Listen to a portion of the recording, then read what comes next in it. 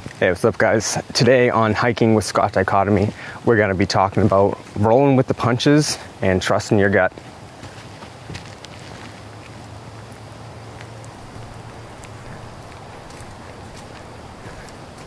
So this video shoot ended up being an example of both for me.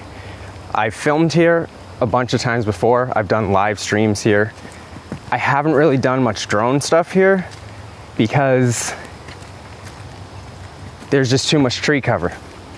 That's one of the reasons I love hiking here, that even on a sunny day, I can go for a nice shaded hike because I'm not a huge fan of direct sunlight. But that same reason that I like hiking here actually makes it nearly impossible to fly the drone. I say nearly impossible because I flew it, but it didn't go so good. Didn't go so well, let me tell you. So I was flying it over here, which was quite a chore because it has obstacle avoidance and there's such close quarters here. All the trees are very close together. So I ended up just saying, screw it. There are some drone shots I wanted to get further up in the trail, so I'll just save it for that. So I went to land the drone in my hand like I've done hundreds of times before. And technically this particular drone doesn't have a feature that you can land it on your hand automatically, but I kind of trick it into landing on my hand, and it's worked every single time except for on this shoot. Because this time, I don't know what happened, it took a quick little jump or something right as it was about to drop into my hand and sliced into my finger real good. There's some blood squirted down my arm. My first instinct was to take a picture and get a video of it because I wanted to show everyone. Then I forget this is the Scott Dichotomy channel. People are sensitive to that kind of thing in general. So I guess, I don't know, ask me about it. I have pictures and video, but I won't share them here. But something like that, over the last year or two, if that happened while I was filming something like this, I'd be like, that's it. Screw this, I'm going home. I almost did that, but then I was just like, you know what? Nah, I need to get this video. I want to get this video. I'm gonna keep going. I shall persevere. I shall roll with the punches. So then I got up here and I was getting all these beautiful shots, walking through this little path right here, going over the bridge. When I went to hit the land button, but apparently I hit the off button. So then the drone just disconnected, and it has obstacle avoidance technology in it, but not vertically. So the thing automatically, when it disconnects, it goes up to a certain point and then flies to the point that it took off from. So it went straight up right here, crashed into one of these trees right here, bounced off, and ended up settling over here.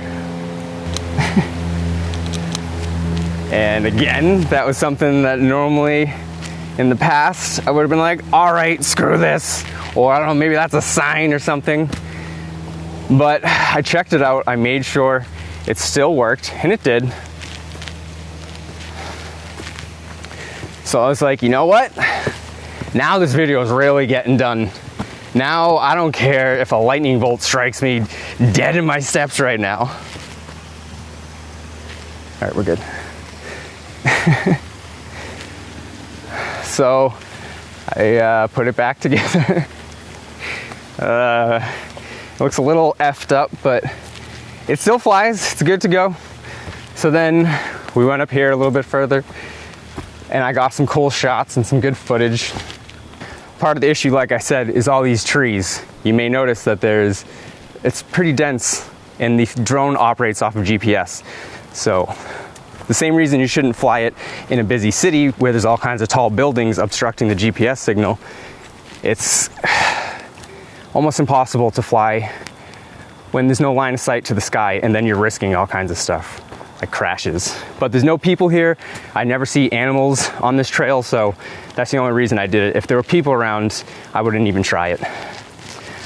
But I guess I probably should have just trusted my gut. Instead, I ended up having to roll with the punches. So that's just kind of like a small anecdotal example of rolling with the punches and trust in your gut. One of the bigger things that I'm dealing with right now, or done dealing with, is Facebook. I'm not gonna get into that whole thing. I've talked about it a lot, but they've just gone out of the way to squash everything I do. I've finally found a way to get around all of it. I got everyone back in touch with me. There's been so many followers of various projects that I do that have been trying to find me apparently for years, but fun fact, my websites almost never go down. I've had voiceofthedead.com for I think 16 years now. There was an issue recently where I couldn't access it, but that was the one and only time, and that was a fluke. You ever want to find what I'm doing or can't find me on the internet? Go to my websites, scottdichotomy.com, scottshamanblood.com, voicesofthedead.com. Facebook definitely was never for me. Everyone tried convincing me to go on there. It took me years to follow the herd over there, and I only did so to share what I was doing artistically and musically. But at this point, Facebook, Instagram, rude, they're dying platforms. And they're not healthy, and they go out of the way to squash creators that are creating the content that makes the platform. So I'm done over there. I know I've said that in the past before, but they blocked everyone from seeing that. I tried to get everyone on my mailing list, my Patreon, and my websites, and they blocked everyone from seeing that, and I was just so fed up that I just left. But that's it for me on Facebook. I'm actually gonna focus predominantly on just real world, in-person stuff, going back to playing shows and touring. I have my mailing list set up. Let me know if you'd like to be notified around once a month of what I'm up to. Mostly like big important updates when I'm playing shows, etc. My Patreon is where I'm focusing all this type of content. I upload the YouTube videos every Sunday at 4. I upload photography, thoughts, and updates on the Patreon. Eventually, I'd like to just have all that on my own website, but it's a storage issue. It costs a lot more money than just putting it up on Patreon. So that's what we'll do for now.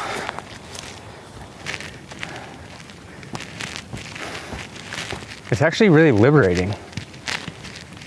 I don't feel tied down to anything. And the way things go now with social media and the way the world is, it's just really not for me. I've been trying to kind of participate, try and go with the flow a little bit, just to not make waves too much, and also, everyone has you convinced at this point that if you're not on social media, you're never gonna make it.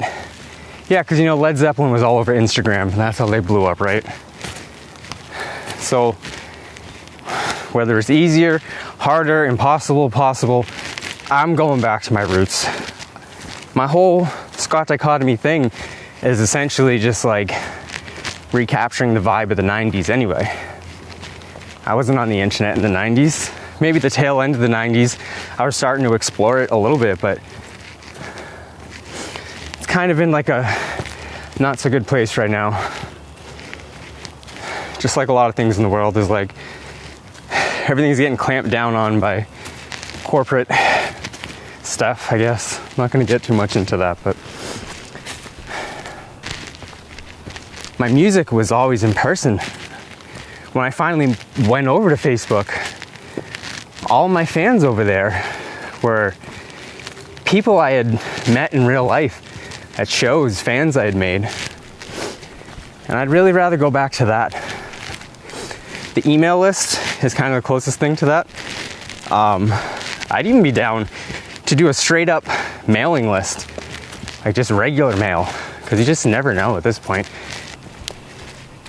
How about for you guys, Scott Dichotomy can be a temporary escape from all that. Maybe you guys can't ditch all your belongings and go live in a van down by the river like I did.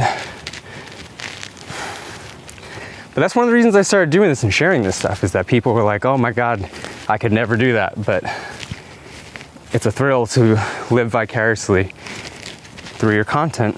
I kind of lost track of that. So maybe that's what part of this is.